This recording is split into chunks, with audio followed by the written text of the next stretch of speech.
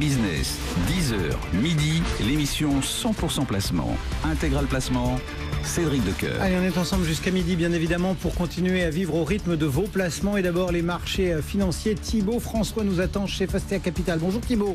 Bonjour Cédric. Un petit coup d'œil sur l'ambiance ce matin. Ambiance qui doit faire sans les anglo-saxons, parce qu'il n'y a pas de cotation à Londres, pas de cotation à New York.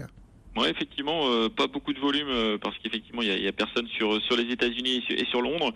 Par contre, il y a quand même suffisamment d'actualité en Europe, notamment venant de l'Italie et de l'Espagne pour qu'on puisse passer une séance intéressante. C'est même plus qu'intéressant parce que effectivement l'Italie et l'Espagne vont être obligés de refaire des élections dans les prochaines semaines. Donc le risque du retour, le retour du risque Europe du Sud est de retour. Donc de nouveau du risque, de nouveau de la pression sur les actions italiennes et espagnoles. Ça crée énormément d'incertitudes à très court terme. On retrouve de la volatilité et surtout on retrouve des taux qui se tendent en Italie et en Espagne, à contrario des taux allemands et des taux français qui sont recherchés par les institutionnels qui cherchent de la prudence et qui cherchent de la régularité. Donc ils payent les taux français et allemands pour vendre les taux italiens et espagnols. Donc on a un écart de spread entre l'Europe du Sud et l'Europe du Nord qui s'accentue. Ce qui crée de la volatilité un petit peu partout en Europe. Donc effectivement beaucoup d'actualités. On a un euro-dollar forcément qui est moins bien orienté que par rapport à ces derniers mois. Il revient en dessous de 1,17. On est à 1,1667 actuellement. On a le taux 10 ans français qui retourne vers les 0,71. Donc une petite pression quand même assez importante sur le marché espagnol et italien. D'autant que Forza Italia annonce à l'instant qu'ils ne voteront pas un éventuel gouvernement dirigé par l'ex-FMI Carlo Cottarelli.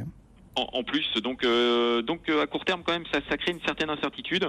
Donc prudence, sachant que les marchés français ont du mal à rebondir. On est à 0,18 ce matin, à 5552, même s'il y a 0,10 de rendement qui ont été distribués ce matin. Bon, il y a quand même quelques dossiers qui vous intéressent ou pas ce matin ? Oui, alors, c'est étrange l'actualité, mais effectivement, on peut reparler d'Iliad. D'Iliad qui se lance demain. Qui va en Italie mardi, c'est ça ? Exactement, qui va en Italie mardi à 10h30, une conférence de presse et on va dire que le tourbillon français rebondit sur l'actualité en faisant part d'un marketing, on va dire entre guillemets intelligent, c'est-à-dire qu'ils sont êtes-vous prêts pour la révolution ? Donc la révolution en Italie, c'est d'un point de vue politique, mais c'est aussi d'un point de vue technique et technologique sur Iliad, qui va lancer son offre italienne demain à 10h30. Donc ils font tout pour que les opérateurs historiques soient ternis.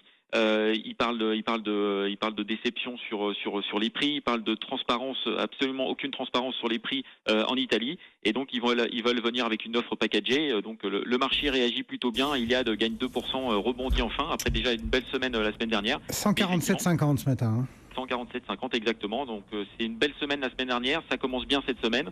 Et c'est vrai que l'offre italienne, on l'attend depuis un petit moment. Et c'est vrai que ça va faire du bien de l'avoir demain. Ouais, c'est la première des promesses faite à l'occasion des résultats avec la réorganisation stratégique et les fameuses box françaises qu'on attend là aussi dans les prochains mois. Merci beaucoup Thibaut François depuis Fastea Capital.